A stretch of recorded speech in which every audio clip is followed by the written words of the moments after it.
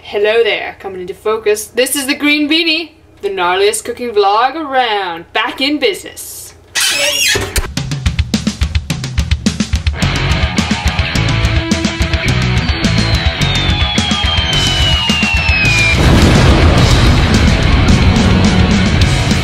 After another decent break, not posting videos, I'm posting another video. This one is slow-cooked lamb shank served with a secret surprise side dish that I will show after I make the lamb shank, if that doesn't make the video too long. Otherwise, I'll just break it into 2 videos. And it's really good because it's lamb shank and it's slow cooked and it's just really good and it's like amazing and it's good. And it's so easy because it's another one of those slow cooked recipes where you throw everything in. You can throw it in even like right now it's evening. It's like 8 o'clock and like we're gonna put it in and like it's gonna stay overnight. So that just shows like how little maintenance it needs. You can like go to sleep and you don't have to worry about it like exploding or whatever. So to serve about 4 people, what we usually have is 1.5 pounds of lamb shank, but we more just go by 2 lamb shanks that are about this big, and lots of different kinds of curry powder. We have a few here, but it kind of depends on what we have.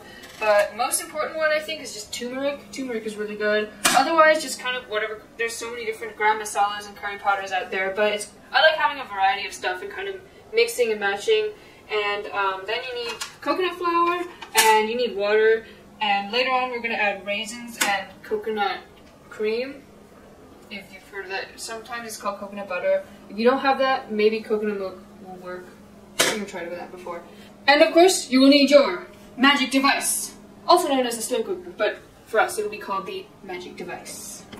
So, to be honest, I've never really measured out how much curry powder I use in this recipe, but quite a lot. I like to put lots of turmeric. The main ingredient is turmeric, because the other ones usually have, like, spiciness, and I often don't want to make it too spicy, but I do want that little bit of a kick, so I add some other stuff as well.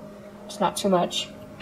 So you got those 2. And we've got this thing called chunky chat masala, and I think that's pretty much it. Oh yeah, there's also, I forgot to mention, we have powdered ginger. We add some of that, and that is pretty much all the curry powder we're going to add, which is quite a lot, but I think it makes it really good. There's also one ingredient I forgot to introduce, mainly because it's in almost every dish I use, so I often forget about it, but it's garlic.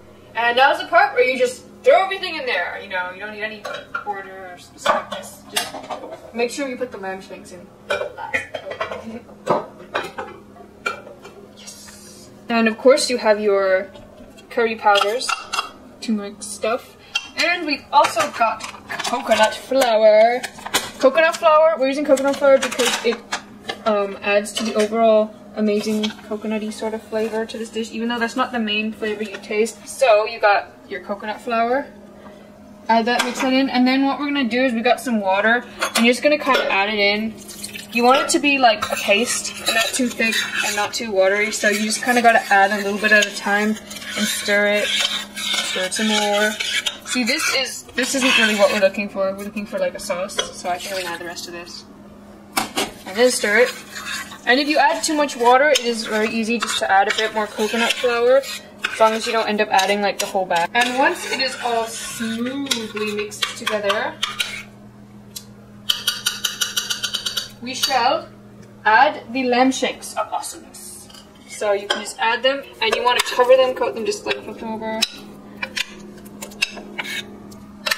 Then you want to put the lid on. Oh yeah, that's right, I missed with some of the garlic. I need to make sure I get that. Where'd the other one go? And put the lid on, plug it in, and turn it onto low.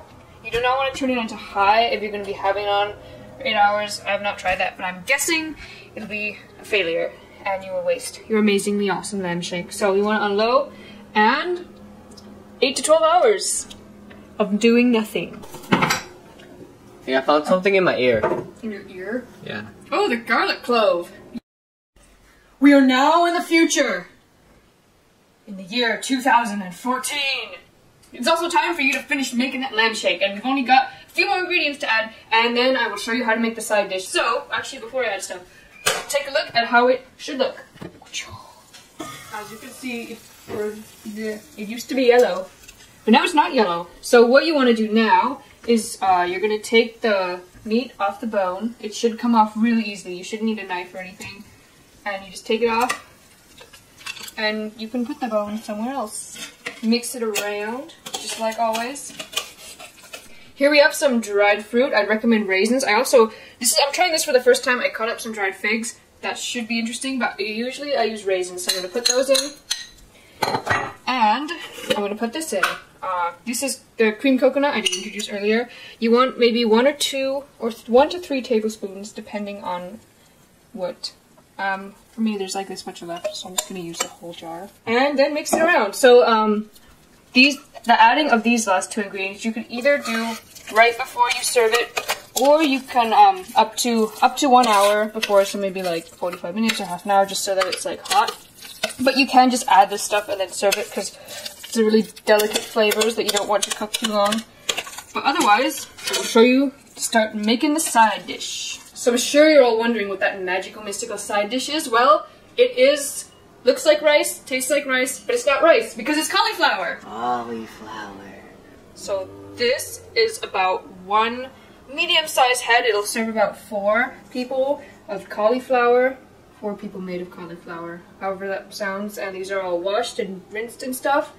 But before we get to some hardcore cauliflower shredding, we will want to start caramelizing an onion and maybe some garlic. So we're going to turn on this wok and start chopping up this onion like a boss, and put a little bit of coconut oil or other kind of oil in the pan, and then caramelize the onion. And once you put a piece in and it sizzles nicely, then you have the rest of it, and it should sound just like that. And now that we've got the onions caramelizing, it is time to get to some hardcore shredding. So what you can use to shred the cauliflower, we actually have this salad shredding machine, but I'm assuming most people don't have that. You can use a food processor, which we actually don't have.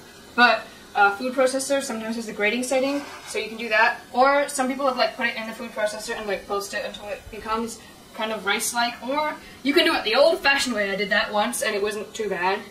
With this, make a game out of it so you can get the most in like 5 minutes or whatever. So once your onions have nicely caramelized like so, you add the shredded cauliflower. Also, if you're too lazy to make this side dish, you can just do rice. Just this is much cooler. And during the summer, I try to entertain myself with cooking interesting things. So, you're cooking something interesting today. And if you really like turmeric, just like I do, you can go ahead and add some more turmeric. I should get a spoon. The spoon jar. Add some, sprinkle it around until it's nice and yellow. It adds a nice yellow color to the cauliflower. And mix it around so you can see onions everywhere. And you're going to treat this kind of like a stir fry, so it'll take about 10 to 15 minutes total. But you want to mix it like every few minutes like a stir fry, and then it will be done. And you can take some of your uzi and put it on top. Serve it like a boss and put some herbs on top. Like I'd recommend mint or cilantro or something like that. And maybe like lime pickle or something, or chutney or something really cool, curry-like. And maybe like baked vegetables or something. I like to serve them with baked carrots usually, but I was too lazy to make them today. But otherwise, I'd recommend baked carrots because they're really good. And that's it. Stick around and see you next time on the Green Beanie. Made with clam chowder.